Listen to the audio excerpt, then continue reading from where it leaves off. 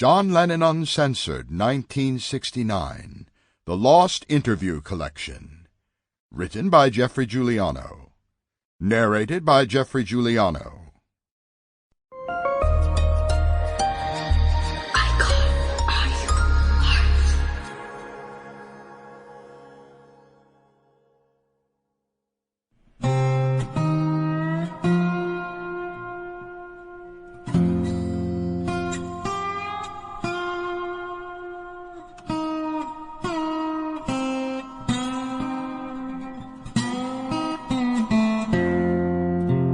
I think by now it's fairly safe to assume that John Lennon was what we call a genius.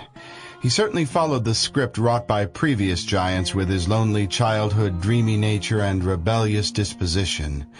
The unexpected death of his free-spirited mother, too, sad as it was, probably helped round off the edges of his character, chiseled so assiduously by the matronly Auntie Mimi Smith.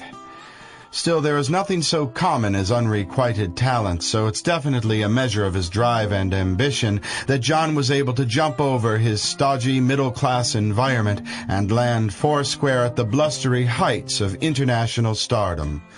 What was really wonderful about the guy was the way his work was so intimately and personally assimilated by his legions of fans around the world.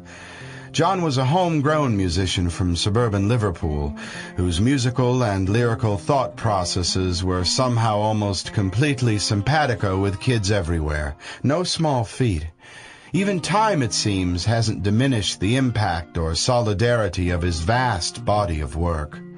Equally as potent as his music, of course, were his thought-provoking words. Before being pushed into introspection by Bob Dylan's early recordings, Lennon didn't really pay too much attention to lyrics.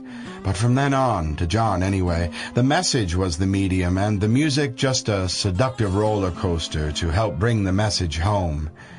As early as 1972, Lennon acknowledged his primary musical objective was putting out newspapers on what he was thinking at any given moment. The pinnacle of that philosophy was, of course, the preachy, often maligned Sometime in New York City LP. The cornerstone, however, was quite simply Lennon's big mouth, which he so charmingly shot off at every opportunity since almost the day he hooked up with the inscrutable Yoko Ono. It's been said that no couple since John and Jackie Kennedy were as widely chronicled on film and audio tape. That being said, time has done an excellent job of reducing the mountain of John's engaging chat down to the appealing molehill that I present to you today. The year when John consciously decided to use his celebrity to put forward an agenda, something virtually unheard of today, with celebrities only rarely daring to possibly offend their audiences with any sort of intelligent opinion, even if they were capable of it.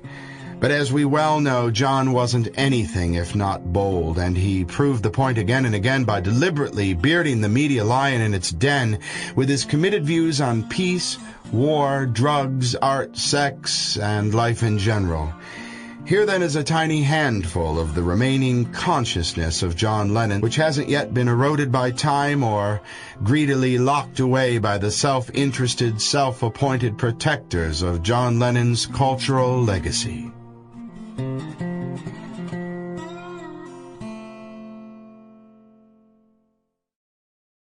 This tour is going to be all too short for your fans here. And the next thing we'll see of the Beatles is the film. The film, yes. Now, tell us about the film. We haven't heard a great deal about it. Well, you know, it's us sort of meant to be acting, which we can't, but they've got a good director, you know, so they sort of almost make you act, you know, they cut it so well. You know, you do about an hour's rubbish, and he takes a minute out of it, and it looks as though you're doing quite well. Now, is it an ad-lib film? Did you just go onto the set and carry on, or is there a storyline? Some of it was ad-lib. Some, you know, they definitely had a script. It was written by Alan Owen, who writes good TV scripts. Yeah. And, well, we changed a lot, but it was a bit of trouble for the established actors, because we wouldn't give them the tagline, you know. Well, Wilfred Bramble, of course, stepchild. Yeah. He was in the movie with you. Did he have any problems with you as a group carrying on like this? Just the first, till we got to know him, you know, but he's one of, you know, one of those good people that can fit in anywhere, and he fits in good. Yeah. And he sort of got, you know, we found our level. Had you a chance to get to know him, or vice versa? Oh yes, we got to know him. Well, we were on it for about 8 weeks, you know. You do get, and he's in it throughout the film, and we got to know him well. You know, he's a laugh. Sample complete. Ready to continue?